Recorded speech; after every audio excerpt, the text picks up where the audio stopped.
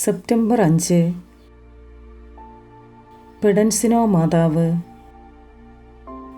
ഇറ്റലിയിലെ സിസ്മോൺ ഡെൽ ഗ്രാപ്പ എന്ന സ്ഥലത്ത് മൂകയായ ഒരു ആട്ടിടയൻ അവൻ്റെ ആടുകളുമൊത്ത് മലഞ്ചെരുവിൽ നിൽക്കുമ്പോൾ അപ്രതീക്ഷിതമായി അത്ഭുതകരമായ ഒരു പ്രകാശം കണ്ടു. അതിൽ മനോഹരമായി ചിരിക്കുന്ന അമ്മയുടെയും കുഞ്ഞിൻ്റെയും രൂപം അവനെ അടുത്തേക്ക് വിളിക്കുന്നതായും കണ്ടു. അത്ഭുതം കണ്ട് ഭയന്ന് അവൻ നിലവിളിച്ചുകൊണ്ട് വീട്ടിലേക്ക് ഓടി. പ്രത്യക്ഷീകരണത്തിൻ്റെ വാർത്ത അറിഞ്ഞ് പാതുവയിലെ മെത്രാൻ സംഭവത്തെക്കുറിച്ച് വിശദമായി അന്വേഷിച്ചറിയാൻ വിദഗ്ധരെ അയച്ചു. സ്വരൂപത്തിൻ്റെ മനോഹാരിതയും നിർമ്മിതിയുമെല്ലാം അറിയപ്പെടാത്ത ഒരു സ്ഥലത്ത് നിർമ്മിച്ചതുപോലെയായിരുന്നു.